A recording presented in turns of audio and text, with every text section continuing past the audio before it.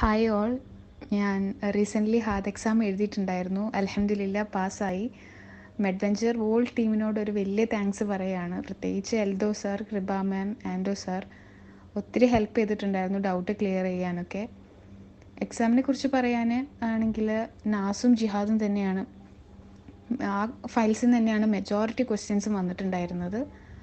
അതിൻ്റെ same pattern രീതിയിലല്ലെങ്കിൽ കൂടിയും concept മനസ്സിലാക്കി പഠിച്ച ആൾക്ക് എളുപ്പമായിട്ട് ക്വസ്റ്റ്യന് ആൻസർ ചെയ്യാൻ പറ്റുന്ന രീതിയിൽ തന്നെയാണ് അവർ ചോദിച്ചിട്ടുള്ളത്. എൻ്റെ ഒരു മെത്തേഡ് ഓഫ് സ്റ്റഡി എന്ന് പറഞ്ഞു കഴിഞ്ഞാൽ ഞാൻ തിയറിയൊക്കെ നന്നായി പഠിച്ചു, ക്രാഷ് കോഴ്സസ് അറ്റൻഡ് ചെയ്തു, മോഡൽ ക്വസ്റ്റ്യൻ പേപ്പേഴ്സ് ഒരുപാട് സോൾവ് ചെയ്തു, കാൽക്കുലേഷൻസ് എല്ലാം ചെയ്തു നോക്കി, വർക്കൗട്ട് ചെയ്ത് നമ്മൾ മാക്സിമം എഫേർട്ട് എടുത്ത് പഠിക്കുക. അതിനുള്ള ഒരു റിസൾട്ട് എന്തായാലും കിട്ടും. ഇപ്പോൾ റീസെൻ്റ്ലി ആപ്പിൽ വന്നിട്ടുള്ള വീഡിയോ ക്രാഷ് കോഴ്സ് വളരെ നല്ലതാണ്.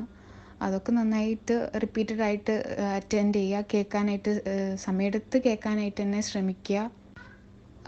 ഇനി വരാനുള്ള എഴുതാൻ പോകുന്ന കുട്ടികളോട് പറയാനുള്ളത്, നിങ്ങൾ ക്വസ്റ്റ്യൻ നന്നായി വായിച്ചതിന് ശേഷം മാത്രം ആൻസർ ചെയ്യുക. കാരണം least appropriate, most appropriate, which is not a least appropriate, അങ്ങനെ ഒരുപാട് കൺഫ്യൂസിങ് ആക്കുന്ന രീതിയിൽ അവർ ചോദിച്ചിട്ടുണ്ട്. സംഭവം നിങ്ങൾക്ക് അറിയുന്നതായിരിക്കും, പക്ഷേ അങ്ങോട്ടും ഇങ്ങോട്ടും മാറിപ്പോവാൻ സാധ്യതയുണ്ട്. അതുകൊണ്ട് ക്വസ്റ്റ്യൻ നന്നായി വായിച്ചതിന് ശേഷം മാത്രം ഉത്തരം സെലക്ട് ചെയ്യുക.